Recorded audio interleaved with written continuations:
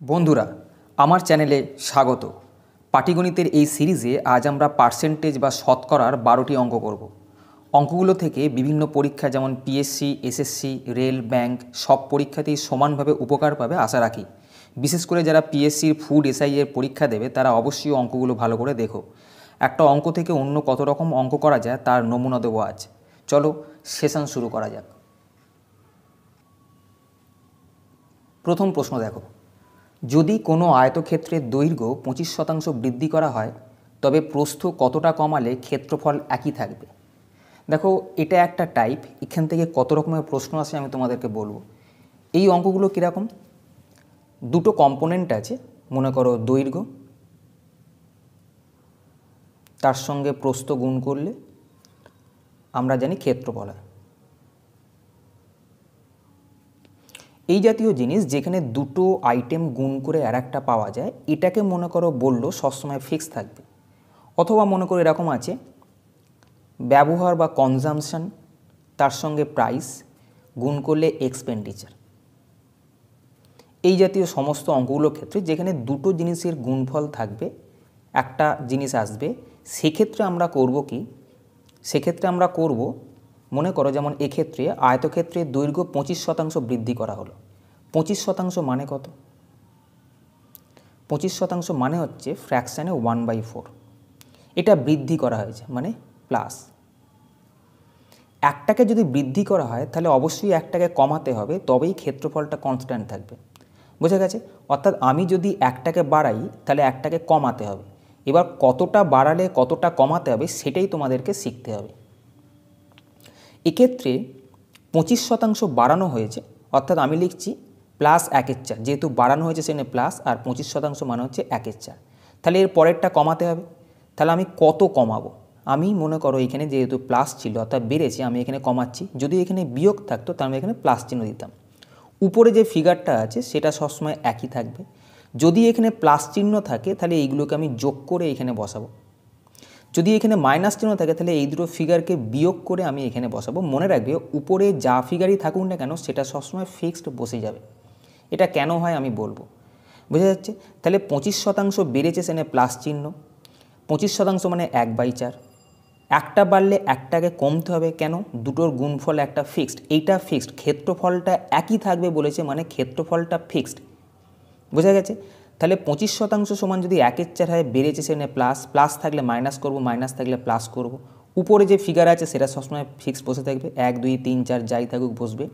আর এখানে যদি প্লাস চিহ্ন থাকে তাহলে এগুলোকে আমি যোগ করে এইখানে বসাবো, এখানে মাইনাস থাকলে এই দুটোকে বিয়োগ করে বসাবো। তাহলে আমাকে বলেছিল, আমি যদি অঙ্কটা আবার প্রথম থেকে তোমাদেরকে বলি, যে আয়তক্ষেত্রের দৈর্ঘ্য 25% বৃদ্ধি করা হয়েছে, প্রস্থ কতটা কমাতে হবে। আমি জানি দৈর্ঘ্য গুণিতক প্রস্থ সমান ক্ষেত্রফল। সঙ্গে সঙ্গে আমি পরীক্ষার সময় কী করব, 25% বৃদ্ধি করেছে, আমি জানি 25% মানে হচ্ছে 1/4, বৃদ্ধি করেছে মানে প্লাস।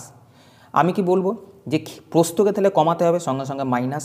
উপরের ফিগারটা একই থাকবে, এই দুটো যোগ করতে হবে কারণ এখানে যোগ চিহ্ন আছে, নিচে বসালাম। 1/5 মানে কত? 1/5 মানে হচ্ছে পার্সেন্টেজে 20%, অর্থাৎ এক্ষেত্রে উত্তর হবে 1/টা। বুঝেছ? এই জাতীয় অঙ্কগুলোই মনে করো এরকম থাকে, দেখবে কয়লার মূল্য 25% বৃদ্ধি পেল। একজন গৃহস্থ তাহলে তার খরচ ব্যবহার কতটা কমাবে যাতে করে খরচ অপরিবর্তিত থাকবে। কি বলা হলো, মনে করো কয়লার মূল্য 25% বেড়ে গেল, এটা প্রাইস। কয়লার মূল্যটা 25% বেড়ে গেছে। কি বলছে ভদ্রলোক, তার খরচটা অপরিবর্তিত রাখবে, অর্থাৎ এটাকে ফিক্সড রাখতে চাইছে। এর টাইপটাই হচ্ছে এইটা, যে এই জিনিসগুলো ফিক্সড বলবে। তাহলে 25% মনে করো যদি খরচ বেড়ে যায়, মূল্য বেড়ে যায়, তাহলে ব্যবহার কতটা কমাতে হবে যাতে করে এইটা এক্সপেন্ডিচার বা খরচটা অপরিবর্তিত থাকে। আমি সঙ্গে সঙ্গে ভাববো কি, 25% যেহেতু মূল্য বেড়ে গেছে মানে প্লাস, 25% মানে হচ্ছে 1/4। মূল্য বেড়ে গেছে তাহলে খরচটাকে কমাতে হবে, কনজামশন বা ব্যবহারটাকে কমাতে হবে। এখানে প্লাস আছে তাহলে কমাতে হবে মানে এটা মাইনাস হবে। আমি বলেছি উপরে যে ফিগারটা থাকবে সেটা সবসময় ফিক্সড বসে থাকবে। এই দুটোর সঙ্গে যোগ কি বিয়োগ হবে ডিটারমাইন করবে এটা যোগ যেহেতু আছে 4 1 5, আমি এখানে বসিয়ে দেবো। এই 1/5 মানে পার্সেন্টেজে কত, অর্থাৎ 100 দিয়ে গুণ করবে 20%, অর্থাৎ তার ব্যবহারটা 20% কমাতে হবে। এরকম যত অঙ্ক আছে তুমি করো, কিন্তু এই অঙ্কগুলো মনে মনেই তোমাকে করতে হবে, কোনো রকমভাবে যে সূত্র কী সব থাকে 100/100 প্লাস এক্স ইন্টু 100 এরম ধরনের কোনো সূত্র অ্যাপ্লাই করতে যেও না। এর অ্যাপ্লিকেশান পরের অঙ্কটা তো আছে, সেটাও আমি আরেকবার বলবো। এটাকে ভালো করে বুঝেছো আশা করি। আমি পরের অঙ্কের দিকে যাচ্ছি। 2 নম্বর অঙ্ক দেখো, যদি লাভের পরিমাণ বিক্রয় মূল্যের 33.3% হয় তবে ক্রয় মূল্যের ওপর লাভের হার কত? এই অঙ্কটা যাওয়ার আগে আমি একটা জিনিস আগে দেখাই। মনে করো তোমাকে বলা হলো যে এ এর আয় বি এর তুলনায় 20% বেশি, অর্থাৎ এ এর আয় যদি মনে করো 100 টাকা হয়, বি এর আয় 20%, এর আয়ের থেকে বি এর আয় 20% বেশি হয়েছে। তাহলে বি এর আয় কত হবে? 120 টাকা। বি এর আয় এ এর তুলনায় 20% বেশি, অর্থাৎ একে যদি 100 ধরি তাহলে বি এর আয়টা কত হবে? 120। তোমাকে প্রশ্ন দিল যে বি এর আয় এর আয়টা বি এর থেকে কত কম? এর চেয়ে বি এর আয় 20% কম, বি এর থেকে এ এর আয় কত শতাংশ কম এটা চাইছে। আমরা কি করি যে এ এর আয় 100 টাকা হলে বি এর আয় 120 টাকা, তাহলে 120 টাকায় কম হতে হবে 20 টাকা। 1 টাকায় কত? 100 টাকায় কত? এই অঙ্ক করি, কাটাকুটি করলে কীরকম হবে? 100/6, অর্থাৎ আমি এটাকে লিখতে পারি 1/6 গুণিতক 100। এখান থেকে কি বুঝছো? আমি যেটা আগের অঙ্কটায় বলেছিলাম তার রিফ্লেকশান এইটা, কেন সংখ্যাগুলো প্লাস হয় কেন মাইনাস হয় এবার বুঝবে। মনে করো ওখানে প্লাস 20% আছে, অর্থাৎ আমি এইখান থেকে যখন এখানে যাচ্ছি প্লাস বেড়েছে 20%, মানে হচ্ছে 1/5 অংশ। তাহলে এদিক থেকে এদিকে গেলে অবশ্যই মাইনাস হতে হবে। এদিক থেকে এদিকে যদি বড় হয় তাহলে ফিক্সড রাখতে গেলে এদিক থেকে এটাকে মাইনাস হতে হবে। এখানে প্লাস আছে মানে আমি সেখানে দেখো মাইনাস করছি। উপরে যে ফিগারটা আছে সেটা সবসময় থাকবে। এখানে প্লাস আছে মানে দুটোকে যোগ করে আমি এখানে 6 লিখছি, যেটা এখানে বেরিয়েছে। বোঝা গেছে? এবার এই অঙ্কটার দিকে যাব।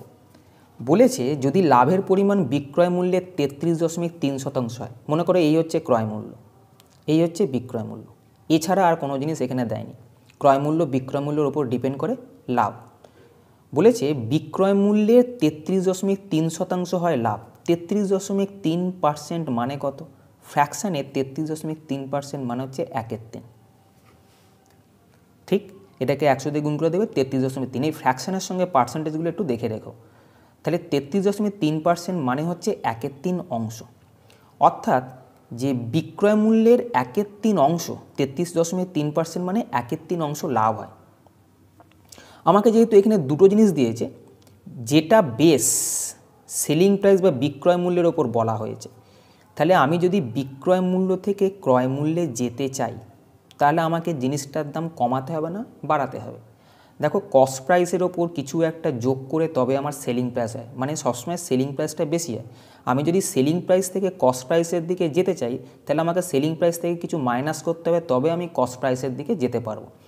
এখানে বলেছে বিক্রয় মূল্যের 33.3% অর্থাৎ 1/3। এই 1/3টা প্লাস হবে না মাইনাস হবে? এটা মাইনাস হবে, কারণ আমি এদিক থেকে এদিকে যাচ্ছি।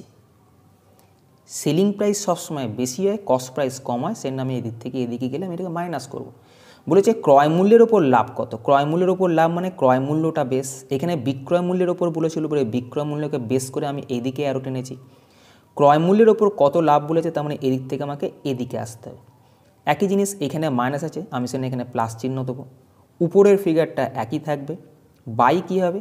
যেহেতু এখানে মাইনাস আছে এই দুটো মাইনাস হয়ে যাবে, অর্থাৎ 3 থেকে 1 মাইনাস দিলে 2। হাফ, ফ্র্যাকশানে হাফ মানে পার্সেন্টেজে কত?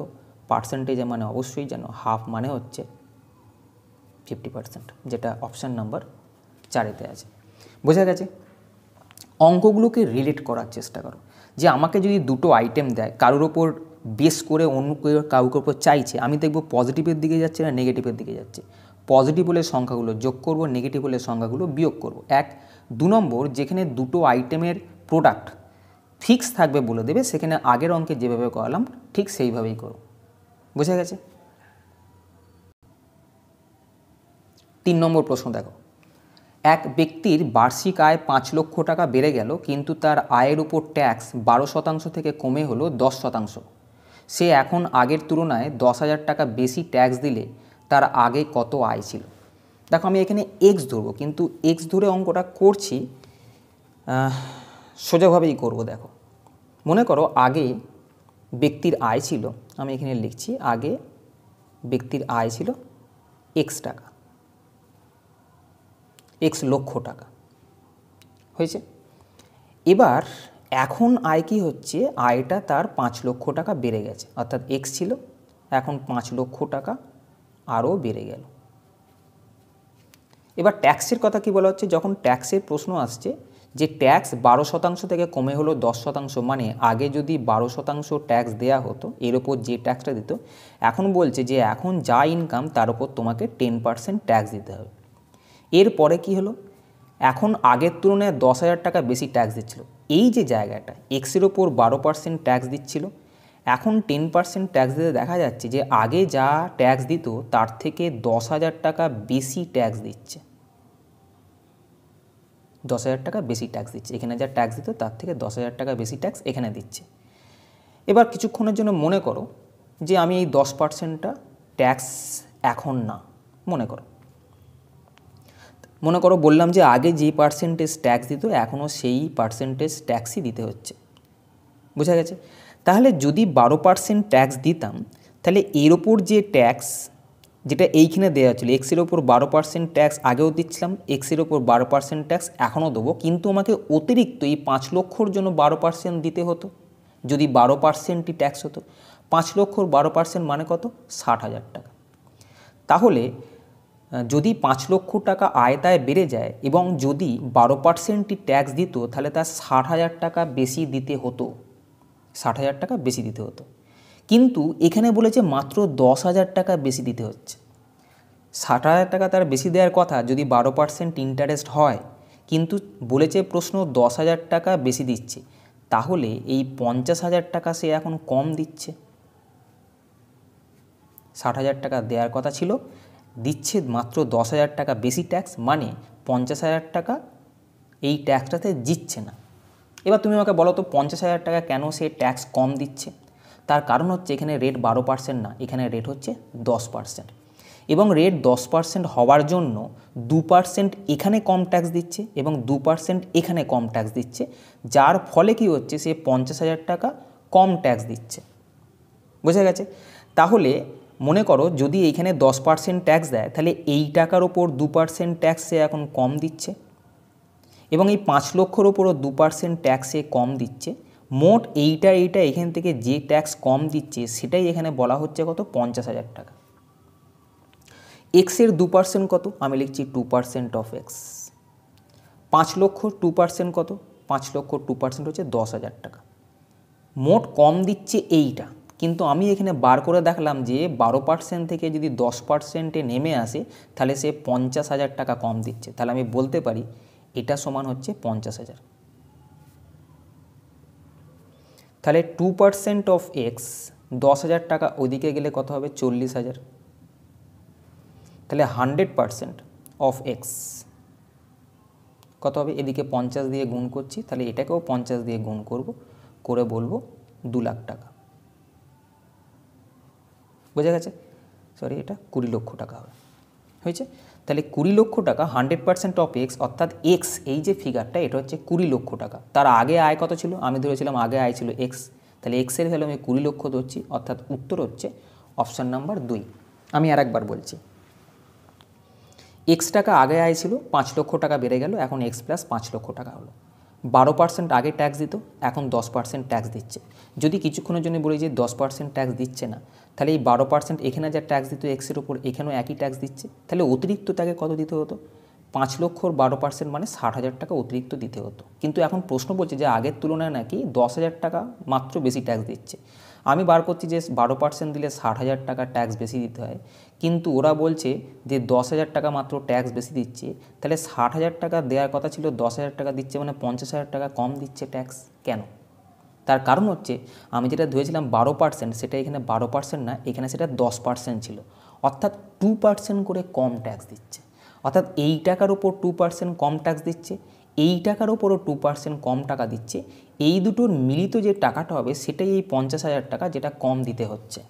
তাহলে এক্সের 2% হচ্ছে এইটা, 5 লক্ষ 2% 10,000 টাকা সমান কত হবে, 50,000। তাহলে এক্সের ভ্যালু কত, 20 লক্ষ টাকা, যেটা অপশান নাম্বার 2 আছে।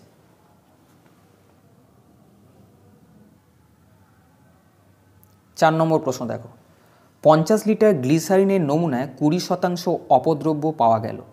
কি পরিমাণ খাঁটি গ্লিসারিন এর মধ্যে মেশাতে হবে যাতে করে নমুনায় অপদ্রব্যের পরিমাণ 5% হয়ে যায়? মনে করো একটা পাত্র আছে, এই পাত্রের মধ্যে 50 লিটার, এটা 50 লিটার, এই পর্যন্ত মনে করো 50 লিটার ক্যাপাসিটি, এইটুকুনি। এর মধ্যে 20% অপদ্রব্য আছে, অ্যাডাল্টারেট। 20% যদি অপদ্রব্য বা অ্যাডাল্টারেট থাকে, তাহলে বাকি 80% নিশ্চয়ই গ্লিসারিন থাকবে। কেন? এটা গ্লিসারিনের নমুনা যার মধ্যে অ্যাডাল্টারেট আছে 20%, তাহলে বাকি 80% গ্লিসারিন থাকবে। এটা হচ্ছে 50 লিটার।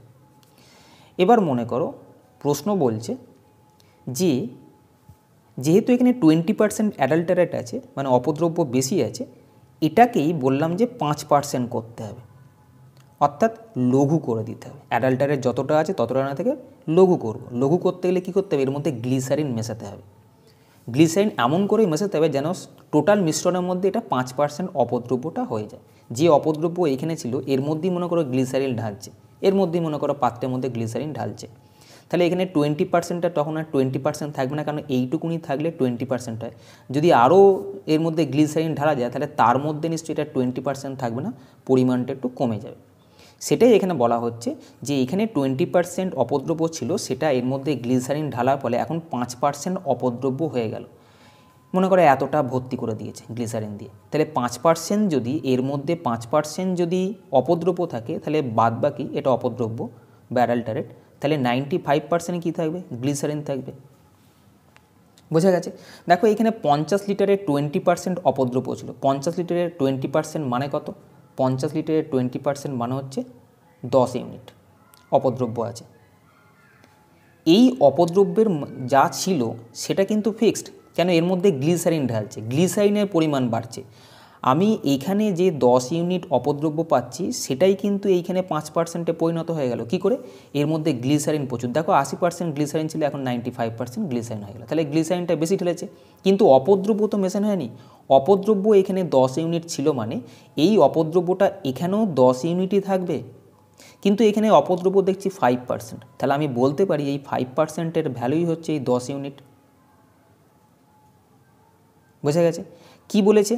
যে খাঁটি গ্লিসারিন এর মধ্যে মেশাতে হবে। কী পরিমাণ খাঁটি গ্লিসারিন এর মধ্যে মেশাতে হবে যাতে করে নমুনায় অপদ্রব্যের পরিমাণ 5% হয়ে যায়। দেখো এই টোটাল যে মিশ্রণটা আছে তার 5% যদি 10 ইউনিট হয়, এর মধ্যে টোটাল কতটা জিনিস আছে? পরিমাণটা এটাকে 20 দিয়ে যদি গুণ করি, তাহলে এটাকেও 20 দিয়ে গুণ করব, করে বলবো 200 ইউনিট। তাহলে এবারে কি বুঝলে? যে এখানে টোটাল এটা 20 ইউনিট বলতে পারি বা 20 লিটার বলতে পারি, এখানে ইউনিটটা লিটার দিয়েছে, আমি এটাকে লিটারও বলতে পারি। এখানে 50 লিটার মোট ছিল, এখানে সেটা 200 লিটার হয়ে গেল। কি করে হলো? গ্লিসারিন মেশানো হয়েছে। তাহলে কতটা গ্লিসারিন মিশিয়েছে? এখানে 50 ছিল, এখানে 200 হয়ে গেল, মানে আমার এখানে বেড়ে গেল 150 লিটার। তার মানে এটা 150 লিটার যেটা হলো সেটা নিশ্চয়ই গ্লিসারিন মিশিয়েছে, অপশান নাম্বার 1-এ যেটা বলা আছে। এই অঙ্কগুলোর ক্ষেত্রে তোমাকে যেটা করতে হবে সেটা হচ্ছে এইখানে যে জিনিসটা থাকবে সেই জিনিসটা যদি পরের মিশ্রণ যদি ফিক্স থাকে তার পার্সেন্টেজের সঙ্গে তোমাকে ইকুয়াল করতে হবে। বোঝা গেছে? এখানে 20% অ্যাডাল্টারের মানে 50 লিটারের 20% মানে 10 লিটার। এই 10 লিটার অ্যাডাল্টারেট এখানেও থাকবে, কিন্তু এখানে পার্সেন্টেজটা কমে গেছে, তাহলে আমি বলবো যে 5% সমান হয় 10 লিটার। তাহলে এর মধ্যে টোটাল যতটা পরিমাণ মিশ্রণ আছে তার পরিমাণ হচ্ছে 100%। 100%-এর ভ্যালু হচ্ছে 200 লিটার। এই পাত্রে 50 লিটার ছিল, সেটা 200 লিটারে পরিণত হলো। তার মানে এই 150 লিটার কোত্থেকে এসছে? 150 লিটার যে বলেছে গ্লিসারিন মেশাতে হবে, তাহলে এর মধ্যে 150 লিটার গ্লিসারিন মেশানো হয়েছিল। বোঝা গেছে? দেখো এই অঙ্কটার আমি একটা দ্বিতীয় পদ্ধতিও বলতে পারি। কীরকম? মনে করো এইখানে 50 লিটার ছিল, তার মধ্যে 20% অ্যাডাল্টারেট আছে, ঠিক 20%। আমি কোথায় লিখি? এইখানটা। এই অপদ্রব্যটা 5% হয়ে গেল, কিন্তু অপদ্রব্য তো চেঞ্জ হওয়ার কথা না। এখানে 20% ছিল, মানে এখানেও 20% থাকার কথা। এটাকে 20% করতে গেলে কী করবে? 4 দিয়ে গুণ করবে, ঠিক তো? এখানে যে টোটাল ইউনিট ছিল সেটা হচ্ছে 50 লিটার, মানে 1 ইউনিটের ভ্যালু ছিল তোমার 50 লিটার। তাহলে এখানে 4 ইউনিট হয়ে গেল, তবেই না 20% হচ্ছে। তাহলে 4 ইউনিটের ভ্যালু কত হবে? 200 লিটার। অর্থাৎ 50 লিটার ছিল, 200 লিটার হয়ে গেল, মানে 150 লিটার ঢাললো। অর্থাৎ বেসটাকে আমি দেখব যে কত গুণ হবে। যে পরিমাণ আগে বেস ছিল, মনে করো এইটা 20% যেটা এখানে ছিল, সে তুমি যদি কিছু না ঢালতে তাহলে এখানে 20% থাকতো, এটাকে 20% করার চেষ্টা করো। 4 গুণ করছো, এখানে যে পরিমাণ থাকবে তার মানে তার 4 গুণ পরিমাণ জিনিস মেশাতে হবে মোট। তাহলে এখানে 1 ইউনিট যদি থাকে, এখানে 4 ইউনিট আমি আরও মেশালাম। 4 ইউনিট মানে কি? 1 ইউনিট মানে যদি 50 লিটার হয়, তাহলে 4 ইউনিট মানে হচ্ছে 200 ইউনিট। বুঝে গেছে? তাহলে আগে 50 লিটার ছিল, এখন 200 লিটার হলো, অর্থাৎ মেশাতে হলো 150 লিটার। তুমি এইভাবেও ভাবতে পারতে। 5 নম্বর অঙ্ক দেখো। একটি মাকড়সা প্রথম ঘন্টায় একটি 192 মিটার লম্বা দণ্ডের 62.12% উঠল এবং পরের ঘন্টায় বাকি অংশের 12.12% উঠল। দ্বিতীয় ঘন্টায় মাকড়সাটি কত মিটার উচ্চতা উঠেছিল? এই যে এখানে যে পার্সেন্টেজগুলো দিয়েছে না, এগুলোকে সবসময় ফ্র্যাকশানে পরিণত করার চেষ্টা করবে, নাহলে কিন্তু অঙ্ক খুব জটিল হয়ে যাবে। এখানে 62.12% দেওয়া আছে, এটাকে ফ্র্যাকশানে বার করতে হবে। দেখো আমরা জানি 1/8 ফ্র্যাকশান মানে হচ্ছে 12.5%। এটাকে ফ্র্যাকশানে করবে, 12.5% আসবে। আমি দেখছি যদি আমি এটাকে 5 দিয়ে গুণ করি, আমি তাহলে এদিকেও 5 দিয়ে গুণ করবো। দেখো এটাকে 5 দিয়ে গুণ করলে কথায় 62.5, তাহলে 62.5 মানে হচ্ছে 5/8 অংশ। বোঝা গেছে? অর্থাৎ 62.5% মানে হচ্ছে ফ্র্যাকশানে 5/8 অংশ। কি বলেছে? একটা মাকড়সা প্রথম ঘন্টায় এত মিটার লম্বা দণ্ডের এতটা উঠল, এতটা মানে কত? 5/8 উঠল। পরের ঘন্টায় বাকি অংশে 8-এর মধ্যে যদি 5 উঠে গিয়ে থাকে, তাহলে কতটা বাকি থাকবে? বাকি থাকবে 8-এর মধ্যে 3, মানে 1 থেকে বিয়োগ করছে। বুঝেছো? 8-এর মধ্যে যদি 5 উঠে যায়, তাহলে বাকি থাকবে 8-এর মধ্যে 3, অর্থাৎ এটা বাকি আছে। বাকি অংশে 12.5% পরের ঘন্টায় উঠল। 12.5% মানে কত? এই সবে আমি বলেছি 12.5% মানে হচ্ছে 1/8 অংশ। এই সব এখানে দেখানো হয়েছে। বুঝেছো?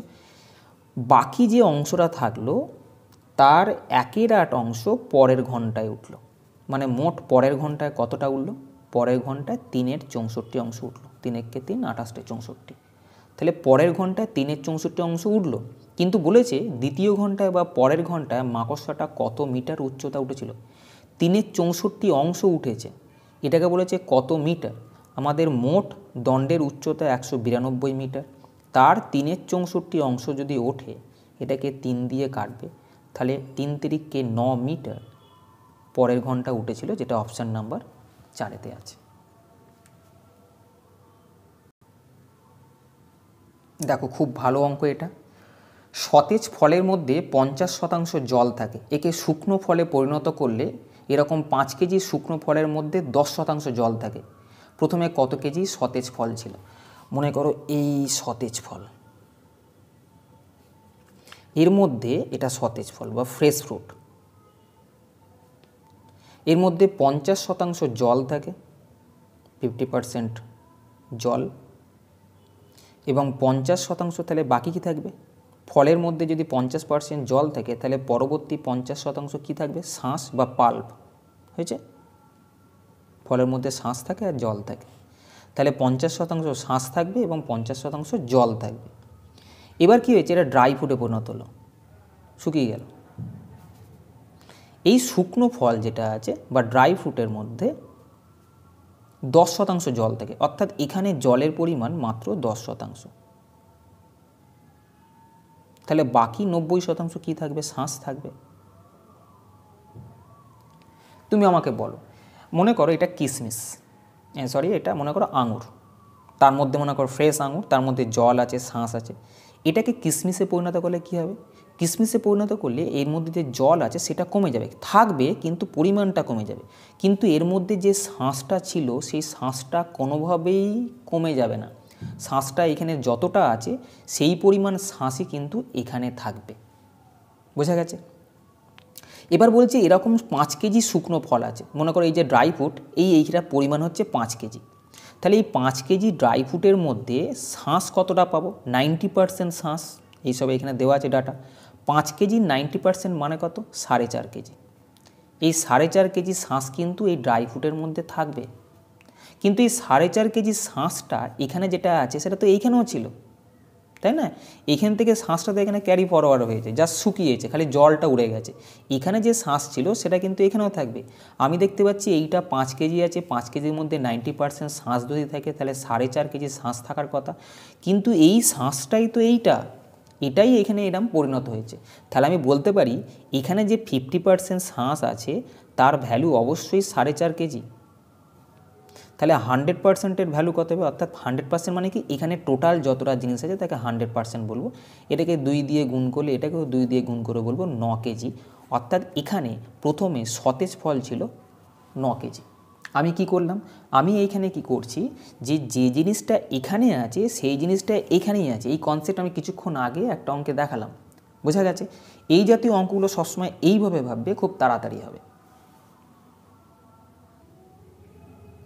দেখো পরের অঙ্কটা একই রকম সতেজ ফলের, এটা আমি আগে কোনো একটা ভিডিওতে আমি এটা করিয়েছি, কিন্তু তার সঙ্গে এখনকার পদ্ধতিটা একটু আলাদা দেখবে। যেমন মনে করো এখন যেভাবে আমি করাচ্ছি, যে সতেজ ফলের মধ্যে 68% জল থাকে। মনে করো এই হচ্ছে সতেজ ফল, এর মধ্যে 68% জল আছে, 68% জল আছে। তাহলে 100 থেকে 68 বাদ গেলে 32% কী থাকবে? শাঁস, পাল্প, যেটা শাঁস থাকবে। বলেছে 100 কেজি সতেজ ফল নেওয়া হয়েছিল। তাহলে এটা যদি 100 কেজি সতেজ ফল যদি হয়, তাহলে 100 কেজির মধ্যে শাঁস কতটা থাকবে? 100 কেজির 32% মানে এই সতেজ ফলের মধ্যে 32 কেজি শাঁস ছিল, এবং এই শাঁসটা ফিক্সড। একে যদি শুকনো করা হয় জল কমবে কিন্তু শাঁস কমবে না, একে শুকনো করা হয়েছে। বলা হচ্ছে শুকনো ফলের মধ্যে নাকি 20% জল থাকে, শুকনো ফলের মধ্যে 20%। এই ফলটাকে শুকনো করা হচ্ছে, তখন তার মধ্যে 20% জল থাকবে। তাহলে তার মধ্যে শাঁস কতটা থাকবে? 20% যদি জল থাকে তাহলে 80% শাঁস থাকবে। আমি কি বলেছি, এই পাল্পটাই বা শাঁসটাই এখানে কত ছিল? 32 কেজি। এই শাঁসটাই কিন্তু থাকবে ফিক্সড, এখানে 80% দেখাচ্ছে। অর্থাৎ এখানে যা টোটাল জিনিস আছে তার 80% শাঁস আছে, কিন্তু এই টোটাল জিনিসের মধ্যে শাঁসের পরিমাণ কত হবে? 32 কেজি। কেন 32 কেজি হবে? কেন শাঁস এখানে যতটা ছিল সেটাই ফিক্স থাকবে, জলটা শুধু কমবে, শাঁস কিন্তু কমবে না।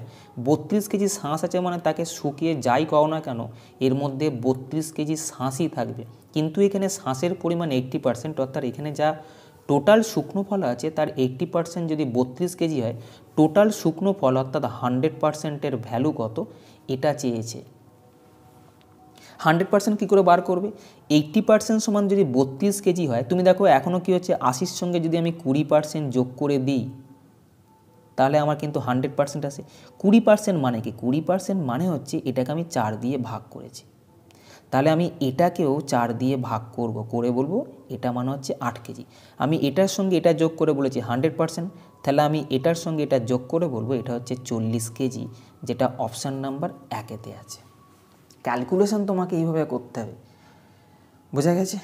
পরের অঙ্কের দিকে চলো।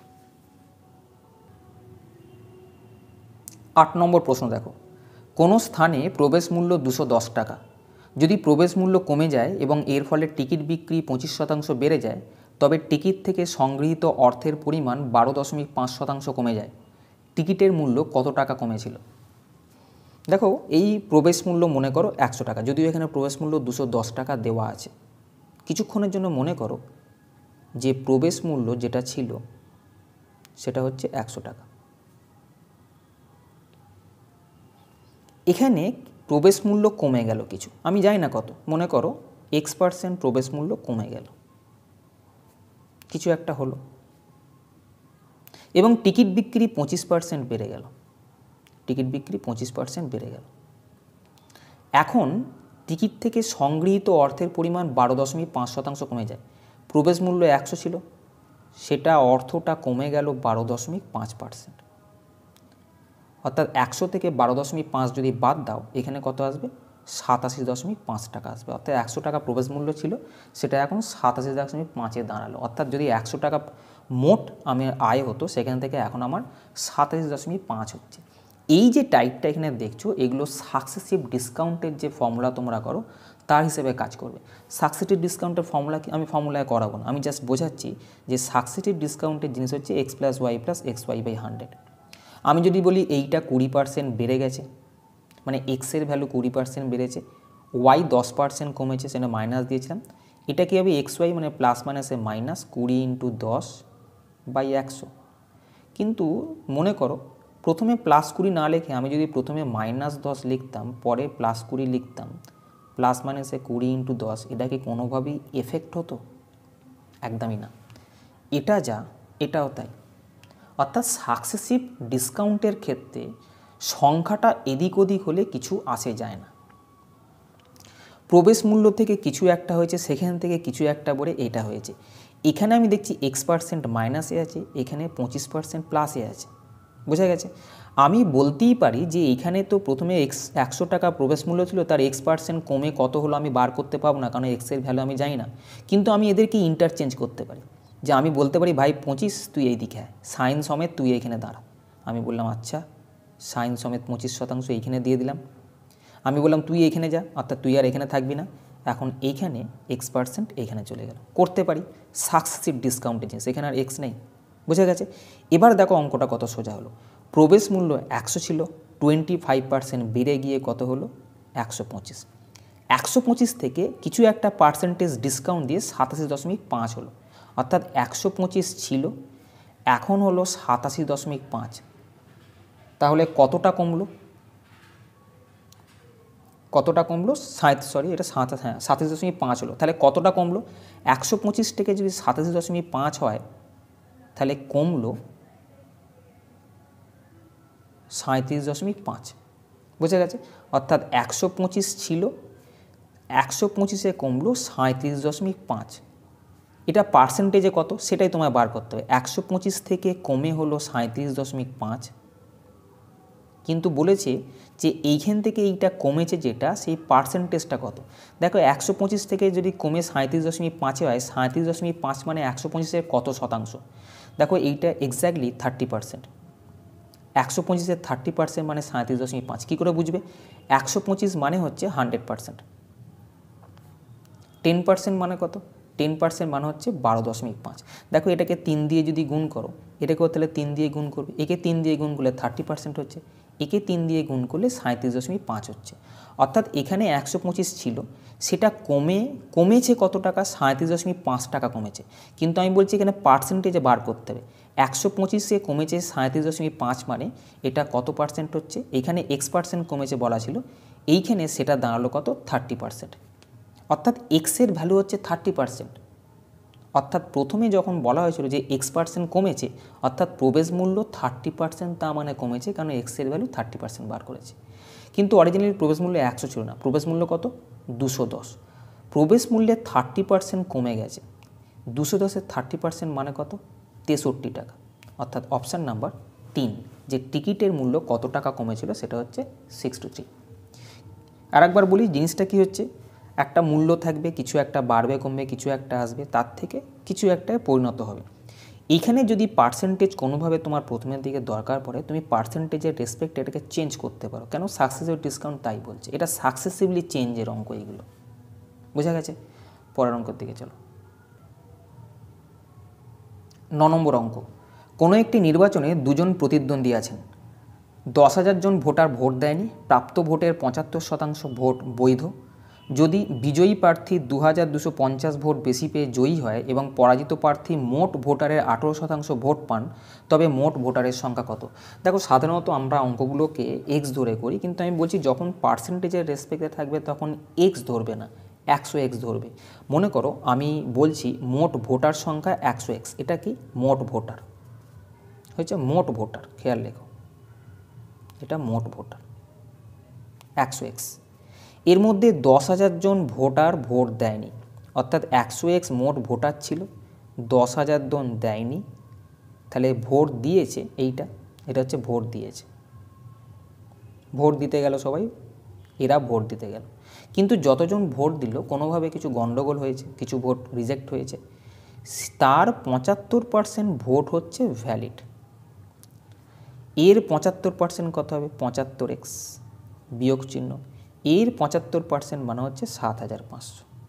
এই সুবিধাটার জন্যই 100x ধরতে বলা হয়, বুঝেছ? তাহলে এই ভোটটা হচ্ছে ভ্যালিড ভোট, মানে এই ভোটটাই যে হেরেছে এবং যে জিতেছে তাদের মোট ভোটের সংখ্যা হচ্ছে এইটা, বুঝে গেছে?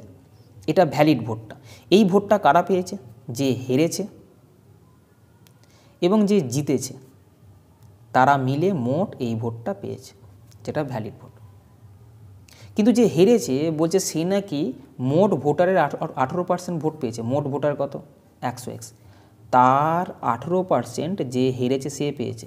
এর 18% মানে কত 18x, অর্থাৎ যে হেরেছে সে ভোট পেয়েছে 18x। কিন্তু যে জিতেছে সে আবার 2250 ভোট বেশি পেয়ে জিতেছে। যে জিতেছে কীভাবে জিতবে?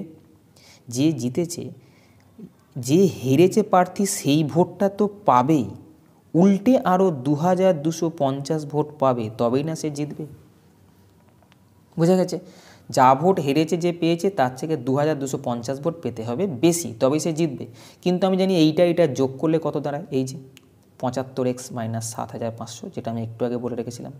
দেখো 18 দুগুণে 36 যদি এদিকে আসে, 75x থেকে এই 36x এদিকে এলে বিয়োগ হলে 39x আসবে। আর এই 7500টা মাইনাসটা ওদিকে গেলে প্লাস হবে। 7500 2250 যোগ হয়ে হবে 9750। বোঝা গেছে? তাহলে এক্সের ভ্যালু কত হবে 9750কে 39 দিয়ে কাটাকুটি করবে, এটা হবে 250। এক্সের ভ্যালু যদি 250 হয়, তোমাকে বলেছে মোট ভোটারের সংখ্যা কত? আমি তো মোট ভোটারের সংখ্যা 100x ধরেছি, তাহলে মোট ভোটারের সংখ্যা 100 গুণিতক এক্সের ভ্যালু 250, অর্থাৎ 25,000, যেটা অপশান নাম্বার 4-এতে আছে।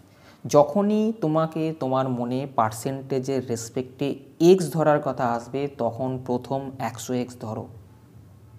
পরের প্রশ্ন, 10 নম্বর প্রশ্ন দেখো। প্রতিদিন একজন ফল বিক্রেতা তার মোট ফলের অর্ধেক বিক্রি করে এবং বাকি ফলের 10% রাত্রিবেলা পচে যায়। যদি 3টি রাতে মোট 1983টি ফল পচে যায়, তবে প্রথম দিন তার কাছে কত ফল ছিল? দেখো এগুলো কিছু একটা সংখ্যা ধরে নিতে হয় যে প্রথম দিনকে এতগুলো ফল ছিল, কিন্তু সেই সংখ্যাটা কীভাবে ধরতে হয় দেখো। মোট ফলের অর্ধেক বিক্রি করছে আর অর্ধেক থাকছে, সেই অর্ধেকের 10% পচে যাচ্ছে।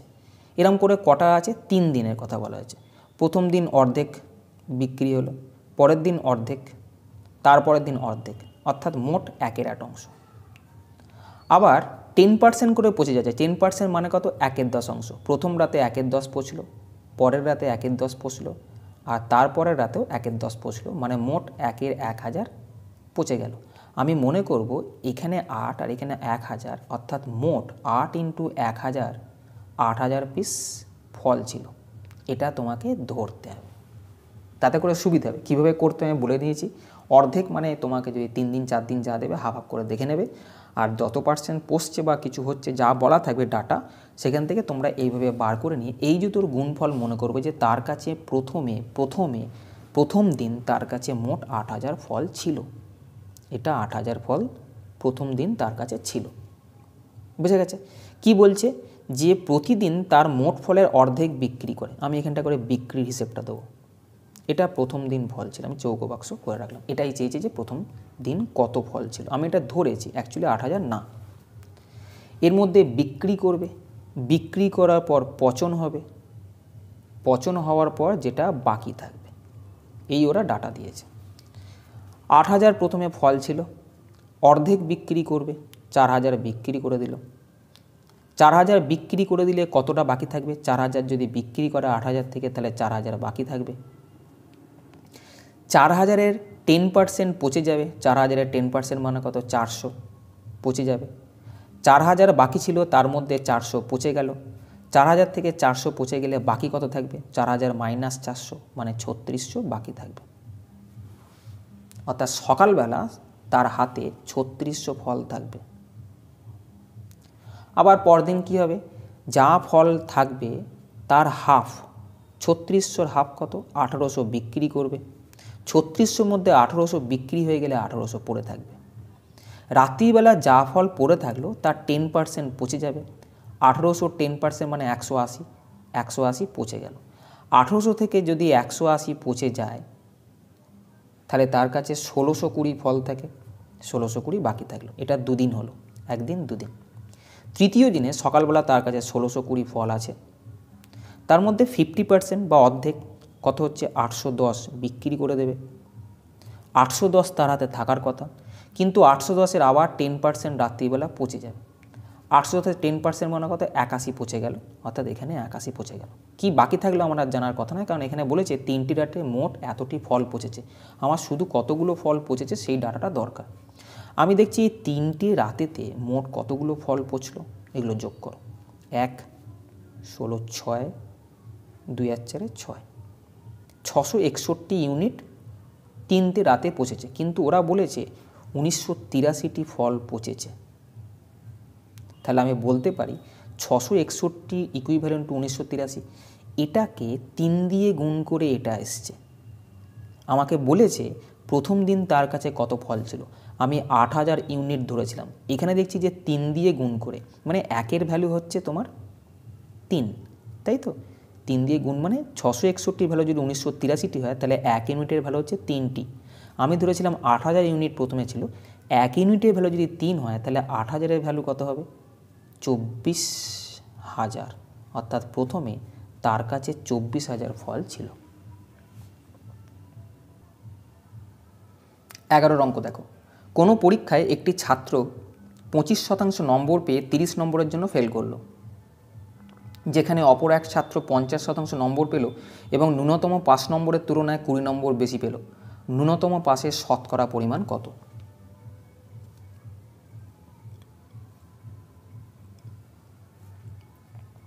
মনে করে এটা হচ্ছে ন্যূনতম পাস মার্কস।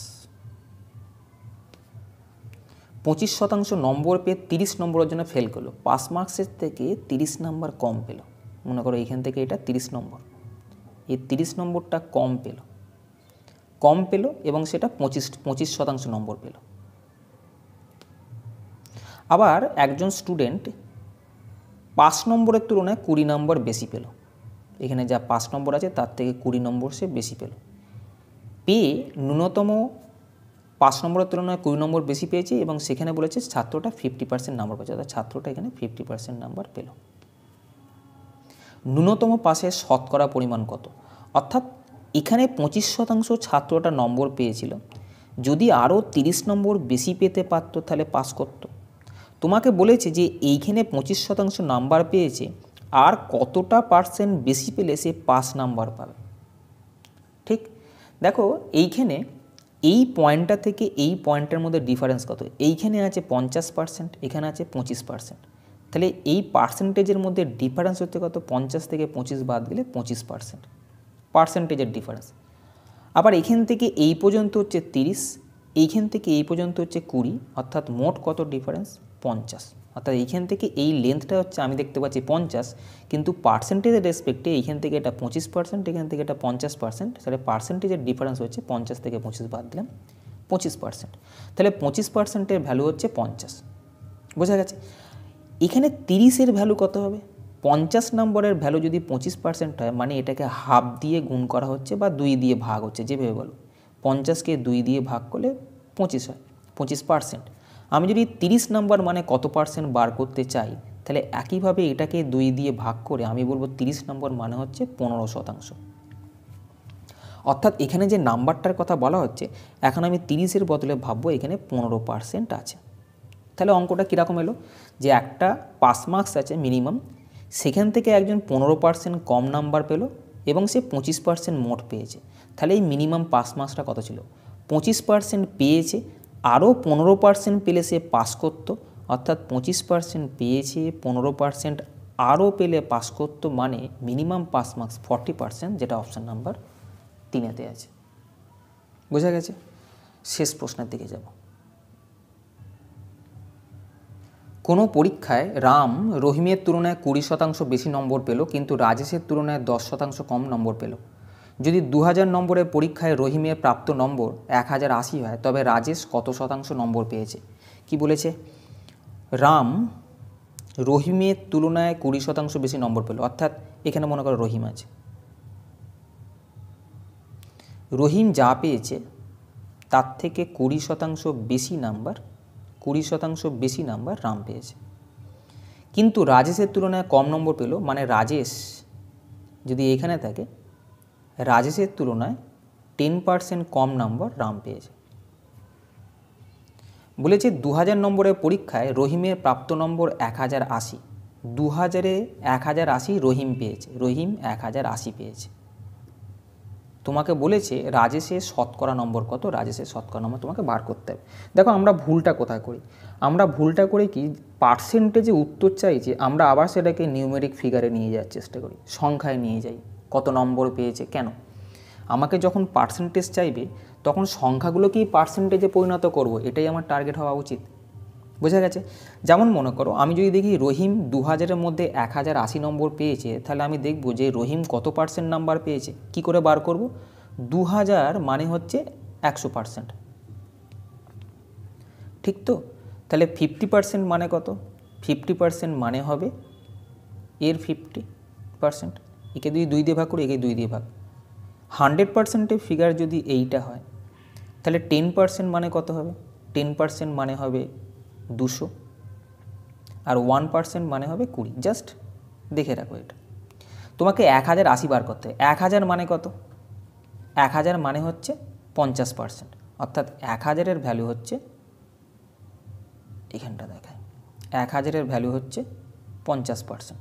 তোমার এখনও কত দরকার? 80 দরকার। এটার সঙ্গে 80 যোগ করলে তবেই না 1080 হবে। তাহলে এটার সঙ্গে কত যোগ করতে? 80 মানে কত? 20 মানে হচ্ছে 1%। তাহলে এটাকে 4 দিয়ে গুণ করলে 80 আসবে। তাহলে আমি এটাকেও 4 দিয়ে গুণ করে বলবো এটা হচ্ছে 4%। এটা খুব তাড়াতাড়ি আমি আস্তে আস্তে দেখাচ্ছি তাই। তাহলে 54%, অর্থাৎ 2000-এর মধ্যে 1080 নম্বর পেয়েছে মানে রহিম 54% নাম্বার পেয়েছে। এটা তোমার ক্যালকুলেশনে আসবে, এটার আর দরকার লাগবে না। এবার দেখো রহিমের তুলনায় 20% নাম্বার বেশি রাম পেয়েছে। রহিম যদি 54 পায় তার থেকে 20% বেশি রাম পাবে। 54 20% মানে কত? 54 20% হবে 10.8। 54 20% কী করে বার করব? 10% মানে হচ্ছে এইটা, 54 মানে হচ্ছে 100%। তাহলে 10% মানে কত হবে? জাস্ট একটা দশমিক সরিয়েছি বলে এখানেও দশমিক সরাবো। 20% মানে কত? এটাকেও আমি 2 দিয়ে গুণ করছি, 10.8। অর্থাৎ রহিম যদি 54% পায়, এর থেকে 10.8 বেশি পাবে রাম। 54-র সঙ্গে 10.8 যোগ করে দেওয়া কত হবে? 64.8 এটা রাম পেয়েছে। এবার কি হয়েছে? প্রথম যে অঙ্ক দিয়ে শুরু করেছিলাম, আমি বলেছিলাম এর অ্যাপ্লিকেশান অনেক জায়গায় লাগবে। রাজেশের পার্সেন্টেজ চেয়েছে।